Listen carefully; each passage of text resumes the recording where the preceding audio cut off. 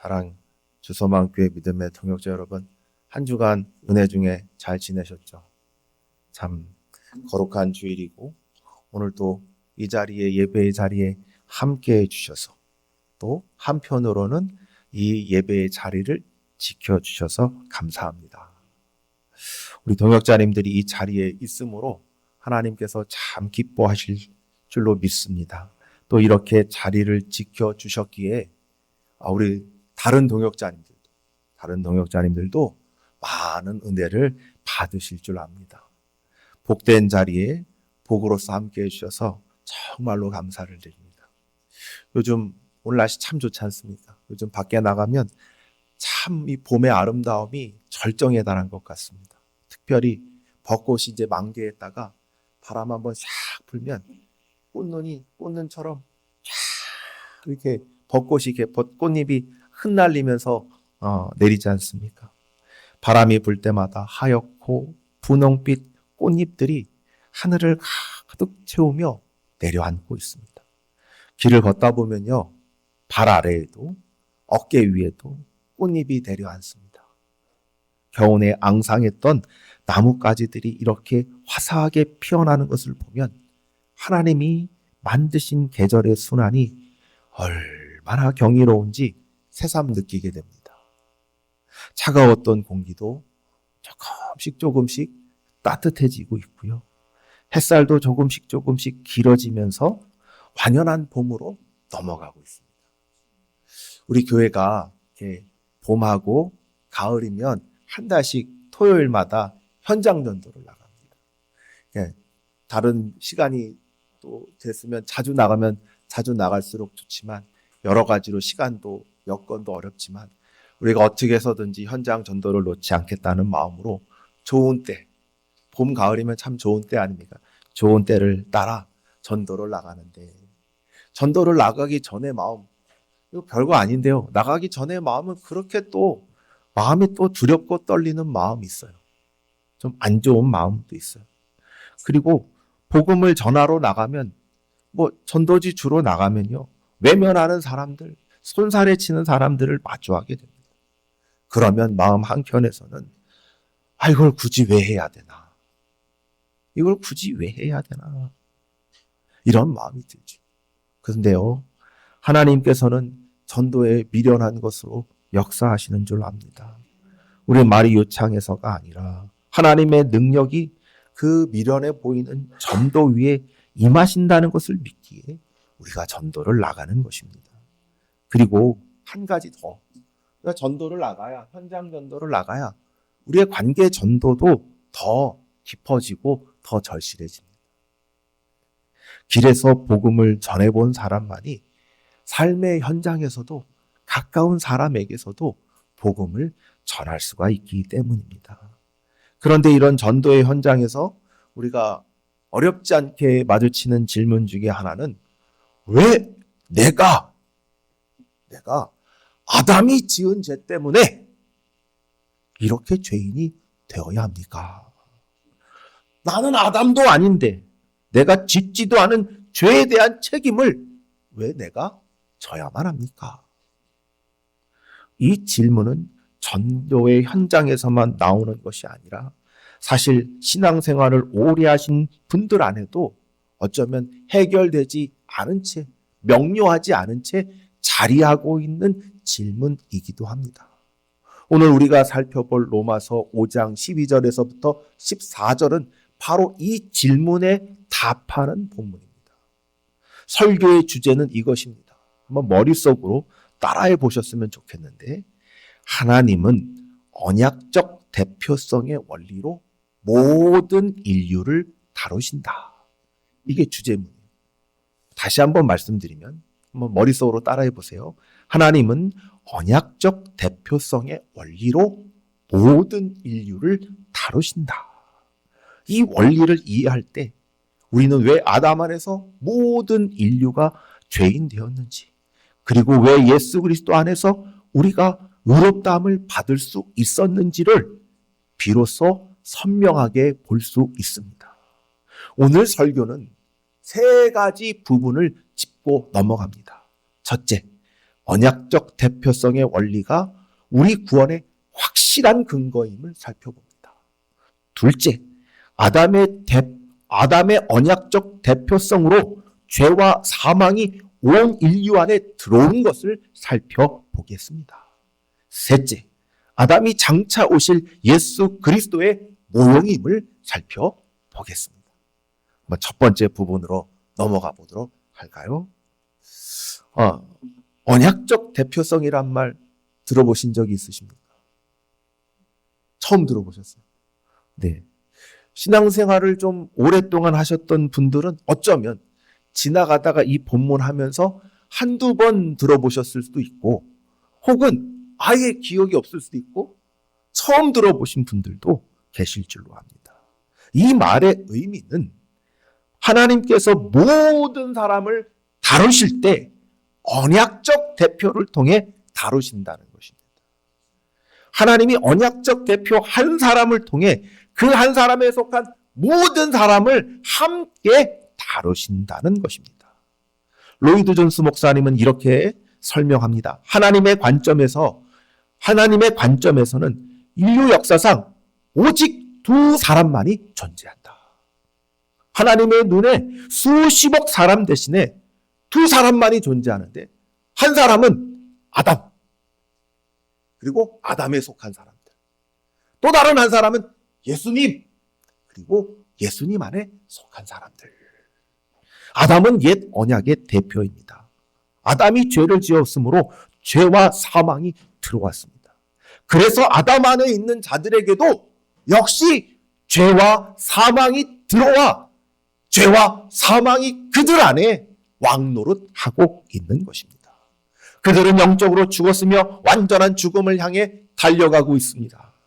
또한 예수 그리스도는 새 언약의 대표입니다.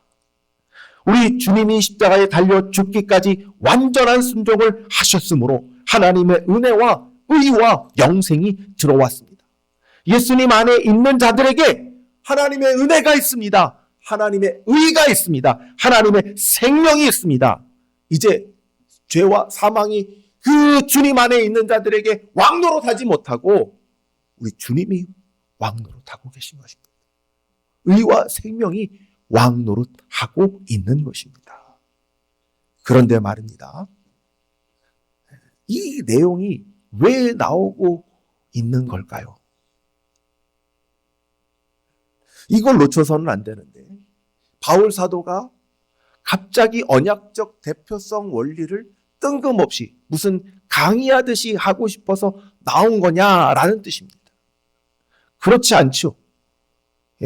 12절, 그러므로 이게 연결하고 있단 말이에요. 1절서부터 11절까지의 내용이 지금 이 12절서부터 21절까지로 넘어가고 있는데, 1절서부터 11절까지의 내용은 뭐냐 하면 고난 중에도 기뻐할 수 있다. 우리가 하나님의 은혜에 서 있는 자리, 그 영광을 소망할 수 있는 자리에 들어가 있다. 환난은 환난은 인내를, 인내는 연단을, 연단은 소망을 이룬다. 그 소망은 성령으로 인해서 어떻게 됩니까? 하나님의 사랑을 확증했고, 예수 그리스도의 십자가의 죽음으로 죄인 되었을 때에도, 원수 되었을 때에도 확증된 것이다. 그러므로 우리는 환난 중에도, 고난 중에도, 고통 중에도 하나님과 화목하게 되어 기뻐할 수 있게 되었다. 그 영광을 소망할 수 있게 되었다. 라고 말씀을 하지요. 지금 12절부터는 뭘 설명하냐면 그 예수 그리스도의 죽음이, 그리고 그 부활이 나하고 무슨 상관이냐. 여러분, 우리가 2000년 전에 십자가에서 예수님이 달려 죽으실 때 우리가 그 자리에 있었습니까? 아니잖아요. 예수님이 훌륭한 분이라는 거 알겠습니다. 그리고 그 죽음이 억울한 것도 알겠고 무죄한 분의 죽음이라는 것도 인정합니다. 그런데 어떻게 예수님의 죽음이 개개인의 죄를 해결할 수 있죠?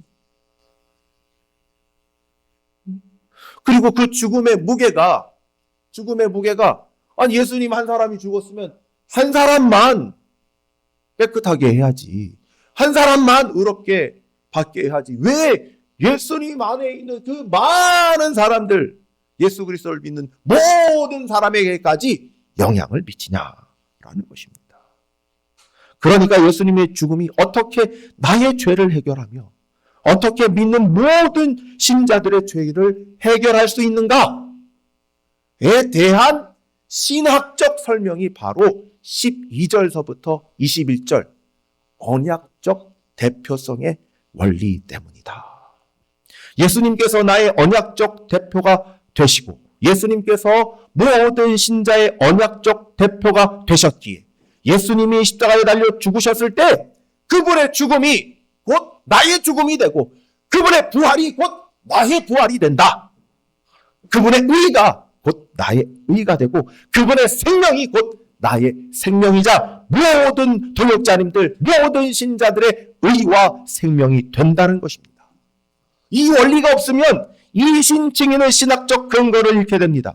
언약적 대표성이야말로 우리 구원의 확실성을 떠받치는 강력한 토대인 것입니다.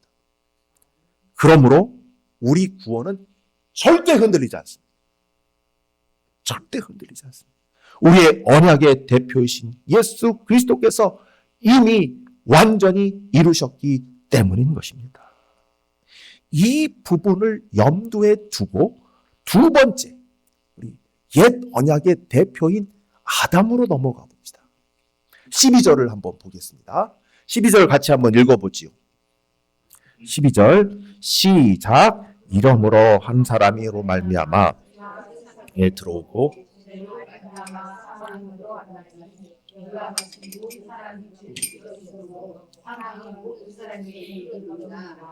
아멘.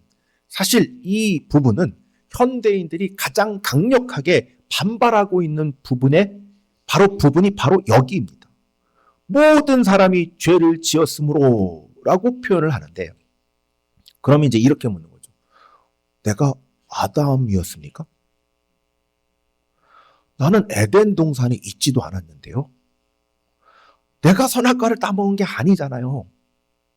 그런데 왜 내가 아담의 죄 때문에 죄인이 되어야 합니까? 이 반발 충분히 이해할 수 있습니다. 개인의 책임과 권리를 중시하는 현대인에게 이렇게 연결시키는 건 매우 불공평해 보일 수밖에 없습니다. 그러나 바울은 바로 이 지점에서 우리에게 하나님의 원리를 가르치고 있는데, 이 말씀 한번 잘 보십시오. 여기서 죄는요, 단수입니다. 그러니까 죄들 이게 아니죠. 우리가 만약에 죄를 우리의 죄를 얘기한다면 죄들이라고 표현하겠죠. 이건 여기는 죄입니다. 죄. 단수예요. 그러니까 모든 사람이 죄를 지었음으로 했을 때 그 죄가 죄들이 아니라 단수예요. 죄. 단수. 하나의 죄. 그리고 지었음으로는 과거에 지었던 죄. 과거에. 부정과거라는 거죠. 그러니까 부정과거 완료로서 과거에 이미 지은 거예요. 그러니까 이 죄는 하나의 죄가 이미 과거에 지은 죄, 이걸 가리키는 거예요. 그러니까 이 말은 아담이 선악과를 따먹는 그 순간, 그 한 번의 사건을 가리키는 겁니다. 그때 아담이 죄를 지었으므로 라고 표현하지 않고 뭐라고 표현하냐면 모든 사람이 죄를 지었습니다. 이게 어떻게 가능한 건가? 이게 바로 언약적 대표성인데, 우리 장로교 신학에서는 이걸 이렇게 설명합니다. 아담이 죄를 지었을 때 모든 사람은 아담 안에서 아담과 함께 죄를 지은 것이다. 아담은 혼자 죄를 지은 것이 아닙니다. 인류의 언약적 대표로 죄를 지었기 때문에 그 죄는 그에게 속한 모든 인류의 죄가 된 것입니다. 이 원죄를 두 가지 차원에서 우리에게 영향을 미치는데, 첫 번째는 법정적 차원이에요. 아담이 죄책이 우리에게 전가됩니다. 우리가 이렇게 나라와 나라가 조약을 맺잖아요. 그러면 우리가 그 조약서에 서명하지 않았잖아요. 근데 그 조약은 실은 누가 한 거예요? 내가 한 게 되어버리잖아요. 나 그때 그 조약 나 동의한 적 없어. 이게 통하나요? 아니죠. 우리나라의 대표가 가서 서명을 하면 그건 곧 내가 서명을 한 거죠. 똑같다는 겁니다. 이런 법정적 차원이 있다는 것이죠. 그래서요, 아담의 범죄로 인해 그 속한 모든 인류가 죄인이 되어버린 것입니다. 우리가 태어나기도 전에 이미 우리는 죄인으로 선고된 것입니다. 둘째는 부패와 오염의 차원입니다. 아담의 죄는 단순히 법적인 죄책만을 가진 게 아닙니다. 죄의 오염이, 아담으로 인한 죄의 오염이 우리에게 전해진 것입니다. 마치 이런 거예요. 원래는 이렇게 그냥 물이 이렇게 있었어요. 마실 수 있는 음용수가 있었어요. 근데 거기에 아담의 죄로 인해서 독극물이 한 방울 터진 거예요. 그럼 여러분 그 물 마실 수 있습니까? 이거예요. 죄의 오염과 부패가 우리의 하나님의 형상으로 지어둔 모든 인류 안에 하나님의 형상의 훼손을 가져오는 것입니다. 우리의 이성, 감정, 의지, 존재의 모든 영역이 죄로 오염되어 있습니다. 이게 바로 전적인 부패인 것이죠. 이런 오염된 본성을 가지고 태어난 인간은 스스로의 힘으로는 죄를 안 지을 수가 없어요. 안 지을 수가 없어요. 가재가 앞으로 갈 수 없듯이 죄인으로 태어난 인간은 죄를 안 지을 수가 없어요. 이 두 가지가 함께 작동합니다. 법정적으로 죄인으로 선고되었고 본성적으로 죄에 오염되었어요. 그래서 아담 안에 있는 모든 인류는 죄를 지은 것입니다. 그리고 13절, 14절 보겠습니다. 죄가 율법이 있기도 전에 세상에 있었으니 율법을 없었을 때 죄를 죄로 여기지 아니하였느니라. 그러나 아담으로부터 모세까지 아담의 범죄와 같은 죄를 짓지 아니하는 자들까지도 사망이 왕노릇하였노니. 이 말씀은 이 죄와 사망이 지금 왕노릇하고 있다는 걸 보여주는 거예요. 첫 번째, 아담 이후에 인류가 있을 거 아니에요. 근데 그 인류가 있었을 때 태어났죠.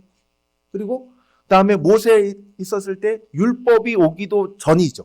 그러니까 율법이 오기도 전에는 어떤 게 되나요? 죄를 죄로 알지 못하죠. 그러니까 하나님이 아담에게는 선악을 알게 하는 실과를 먹지 말라. 먹으면 정령 죽게 될 것이다 라고 말씀하셨죠. 그리고 모세가 이 율법을 받을 때, 시내산에서 율법을 받을 때 십계명으로 대표된 이것은 죄다, 이걸 하면 죄고 하지 않으면 죄다 라는 계명을 가르쳤죠. 그럼 그 중간에 있었던 사람들, 그 사람들은 아담과 같은 계명, 모세의 율법과 같은 계명이 없었어요. 그럼 어떤 행위가 죄인지 아닌지 몰라요. 그러니까 아담처럼 죄를 지을 수가 없어요. 이걸 하면 죄라는 것을 분명히 모르잖아요. 근데 아담처럼 죄를 지을 수가 없게 되죠. 그러면 어떻게 돼야 됩니까? 죄를 짓지 않은 셈이므로 죽으면 안 되죠. 근데 어떻게 돼요? 아담부터 모세까지 그 전에 있었던 모든 사람들도 태어나고 죄를 짓고 죽음에 이르게 되죠.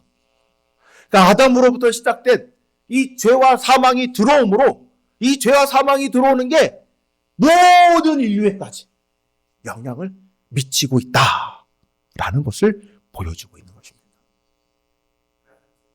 여러분, 사실 이것은 우리가 살고 있는 세상의 현실입니다. 눈을 들어 세상을 보십시오. 오늘 우리가 이 주일 예배 때도 항상 통성으로 예배 시간에 기도하잖아요. 요즘에 기도하는 건 전쟁이죠. 중동의 전쟁.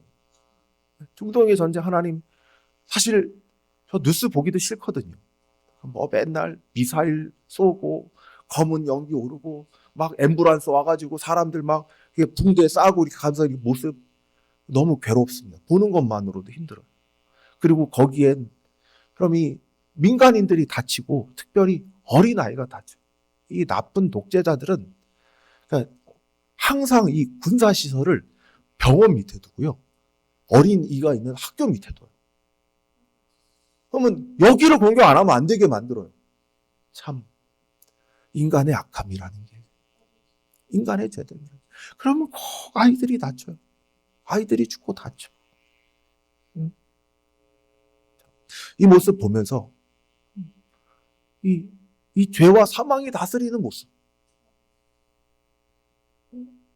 여러분, 질병의 공포도 사라지지 않죠. 코로나 팬데믹 좀 전의 일 아니었습니까? 전 세계를 공포로 몰아넣었습니다. 앞으로 이런 거 없으리란 보장이 있습니까?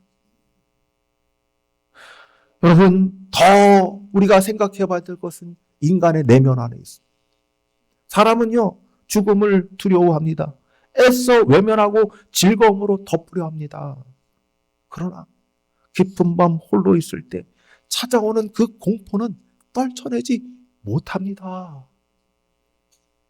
그리고 거기에는 소외의 고통이 있습니다. 이렇게 많은 사람들과 연결되어 있는 시대에 SNS를 통해서 저 미국과 저 유럽과 저 더 동남아와 중국과 일본과 모두 친구가 될 수 있는 시대에 많은 사람들은 외로워합니다.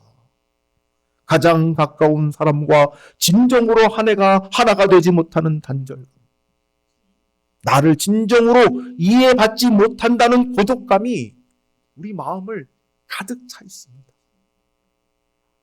이게 아담 이래로 죄와 사망이 왕노릇하고 있는 인간의 실존과 이 악한 세상의 현재의 모습인 것입니다. 그런데 말입니다. 바울은 여기서 마지막에 매우 놀라운 말씀을 말씀하고 있습니다. 14절 마지막 절 마지막 부분 한번 같이 읽어볼까요? 14절 마지막 부분, 아담은 시작되는 거예요. 시작. 아담은 오실 자의 모형이라. 바울은요, 지금까지 아담으로 인해 죄와 사망이 온 인류에게 미쳤다고 설명했습니다. 그런데 갑자기 여기서 놀라운 말씀을 하고 있습니다. 아담이 모형이라는 거예요. 모형이라는 말은요, 헬라어에서 도장이나 인장을 찍었을 때 남겨지는 자국을 의미합니다. 예. 이게 우리 도장 찍잖아요. 그러면 이 자국이 남잖아요. 이게 모형이에요. 그러니까 도장의 자국이 도장을 가리키듯 모형은 원형을 가리킵니다. 아담이 모형이라는 것은 아담이 누군가를 가리키고 있다는 말인데 지금 여기서 누구를 가리키고 있냐면 예수 그리스도를 가리키고 있다는 거예요. 그러니까 바울은 아담의 이야기를 왜 했냐? 타락했다는 이야기를, 심판받는다는 이야기, 진노한다는 이야기를 하고 싶어서 한 게 아니라 처음부터 그리스도를 말하기 위해서, 예수님 말하기 위해서. 하나님께서 아담을 통해 죄와 사망의 비극을 허락하셨지만 동시에 그 안에 장차 오실 구원자의 그림자를 새겨 놓으셨다는 말입니다. 아담의 이야기는 그리스도 안에서 비로소 완성됩니다. 우리가 뒤로 가면 더 분명해집니다만 예수님과 아담을 비교하기가 참 민망해요. 비교할 걸 비교해야지. 이런 마음 들어서 참 민망한데 말입니다. 그래서 바울 사도는 15절 뒤로는 아담과 예수님은 너무너무 차이가 난다, 이 얘기를 하고 있어요. 현격히 다르다, 이것에 초점을 맞추고 있는데, 근데 이렇게 초점을 맞추면 놓치는 게 있는데 바로 원형과 모형 사이에는 공통점이 있다는 것입니다. 그러면 아담과 예수님 사이에 현격한 차이가 있지만 공통점이 있다는 것인데 그게 뭘까요? 그게 바로 대표성의 원리입니다. 대표성. 아담이 옛 언약의 대표로서 그에게 속한 모든 인류의 운명을 좌우했듯이 예수 그리스도는 새 언약의 대표로서 그 안에 있는 모든 자들의 운명, 모든 신자들의 운명을 좌우한다는 것입니다. 아담의 경우 한 사람의 범죄가 모든 사람에게 영향을 미쳤죠. 아담이 죄를 지었을 때 그에 속한 모든 인류가 함께 죄인이 되었습니다. 그 원리가 복음의 근거가 됩니다. 예수님은 새 언약의 대표로 계십니다. 그래서 새 언약 아래 예수님과 연합된 자들에게 그 영향이 미칩니다. 예수님의 순종이 새 언약 아래에 있는 모든 사람들에게 미칩니다. 예수 그리스도께서 십자가에 달려 죽으셔서 완전히 순종하셨을 때 그분 안에 있는 모든 사람들이 함께 죽고 함께 살아나는 것입니다. 그 대표성이 구원을 가져오는 것입니다. 여러분, 아담의 죄가 분명 나에게 영향을 미치는 것은 불공평하다고 느낄 수 있죠. 그러나 바로 그렇게 불공평하다고 느꼈던 그 원리가 예수 그리스도의 의가 나에게 미치는 복음의 원리이기도 합니다. 우리가 만약 언약적 대표성의 원리를 거부한다면 아담의 죄에서는 벗어날지 몰라도 그리스도의 의도 받을 수 없게 됩니다. 이 원리가 있었기에 2000년 전에 예수 그리스도의 십자가가 나의 구원이 될 수 있는 것입니다. 언약적 대표성의 원리는 저주의 통로인과 동시에 복음의 통로가 되는 것입니다. 여러분, 아담 안에서 우리는 아무것도 안 했는데 죄인 되었잖아요. 이게 불만이죠. 아무것도 안 했는데 죄인이에요. 태어나기도 전부터 죄인이었는데. 그런데 말입니다. 이 원리 때문에 우리는 아무것도 하지 않았는데 예수님 안에서 의인이 됩니다. 아무것도 하지 않은 순종이고 불순종만 하고 죄를 지었는데도 불구하고 용서받고 의롭다 하심을 얻고 하나님 나라 가는 복된 원리가 되는 것입니다. 저주의 논리가 이제는 은혜의 논리가 되고 절망의 원리가 이제는 소망의 원리가 되는 것입니다. 아담 안에서 우리는 분명히 망했습니다. 그러나 예수 안에서 우리는 삽니다. 아담 안에서 우리는 죽었습니다. 그러나 예수 안에서 우리는 소망하게 된 것입니다. 사랑하고 존경하는 주소망교회 믿음의 동역자 여러분, 우리는 지금 무거운 진리 안에 있습니다. 아담 안에서 우리는 죄인으로 태어났고 사망이 지배하고 있다는 것. 그러나 바울 사도는 아담은 모형이라고, 장차 오실 자 예수 그리스도를 가리키는 모형이라고 말합니다. 아담 안에 태어난 우리에게 하나님께서는 새로운 대표를 주셨습니다. 예수 그리스도입니다. 아담 안에서 죄와 사망이 왕노릇했다면 그리스도 안에서 은혜와 의와 생명이 왕노릇하고 있습니다. 아담 안에서 우리는 정죄받은 죄인이었지만 주님 안에서 우리는 의롭다 하심을 받은 하나님의 자녀가 되었습니다. 사랑하고 존경하는 주소망교회 믿음의 동역자 여러분, 지금 여러분들은 누구 안에 있습니까? 이게 제일 중요하죠. 누구 안에 있습니까? 아담 안에 계십니까? 아니면 예수님 안에 계십니까? 죄와 사망의 통치 안에 있습니까? 아니면 의와 생명의 통치 안에 있습니까?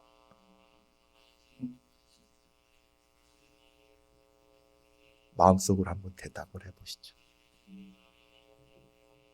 이 질문 앞에 우리만 서 있는 게 아니라 모든 인류가 서 있는 것입니다. 나는 누구에게 속하였는가? 오늘도 하나님은 이 원리로 우리를 다루시고 있습니다. 모든 사람은 아담 안에 있을 수밖에 없습니다.